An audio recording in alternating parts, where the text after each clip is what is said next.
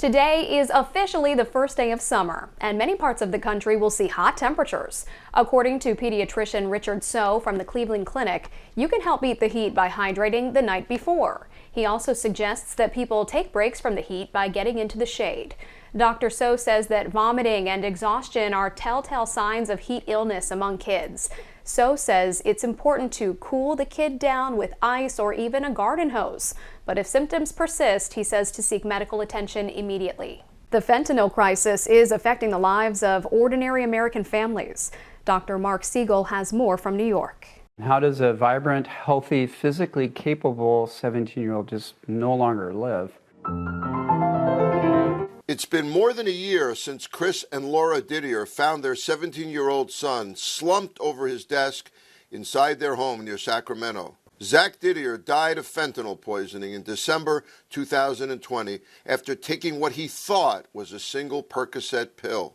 Instead, it turned out to be fentanyl, a synthetic opioid up to 100 times more powerful than morphine. There was no Percocet at all in his system. A recent study by the Journal of the American Medical Association finds fentanyl-involved fatalities among adolescents ages 14 to 18 have skyrocketed every year since 2019. Zach, a straight-A student, athlete and musician, was said to be a first-time user who bought the drug on Snapchat. Fentanyl can be easily disguised as another drug. It is about poisoning, not overdose, that it's about the deception that's happening. Apps like Snapchat have faced heavy criticism by parents who say they are essentially an open market for the sale and purchase of drugs. Just 2 milligrams of fentanyl is enough to kill someone. That's 10 or 20 tiny crystals of salt. Laura and Chris turned their grief into activism.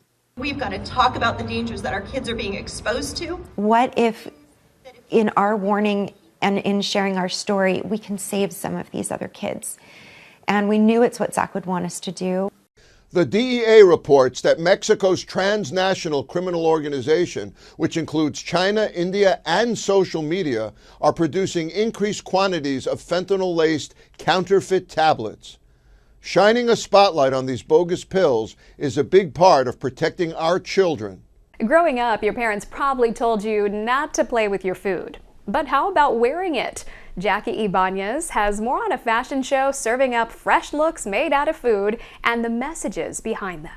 The clothes in this fashion show look good enough to eat. And if you're feeling a little hungry, well, you probably could. That's because roughly 70% of them are made with real food. These unique looks causing stomachs to growl are also shining a light on gastronomy, a practice examining the dynamic relationships between food and cultures from around the world. And gastronomy students at a university in Mexico City are the masterminds behind this show, working with popular foods used in Mexican cuisine like chilies, cacao, dried fruit, and caramel. We used purple ayocote to make the jacket.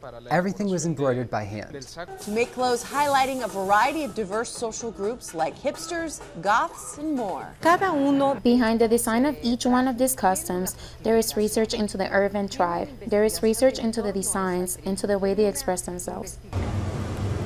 And gastronomy is becoming quite the global phenomenon, with the United Nations World Tourism Organization saying it promotes an understanding among different cultures and brings people and traditions together. Meanwhile, if you're still looking for a summer vacation idea, gastronomy tourism could be your ticket to discovering the world. The UNWTO says it helps fuel jobs and other opportunities in foreign countries for communities in mostly rural areas. Coming up, could surveillance-type cameras become the new umpires at baseball games? More on the new automated ball and strike systems next.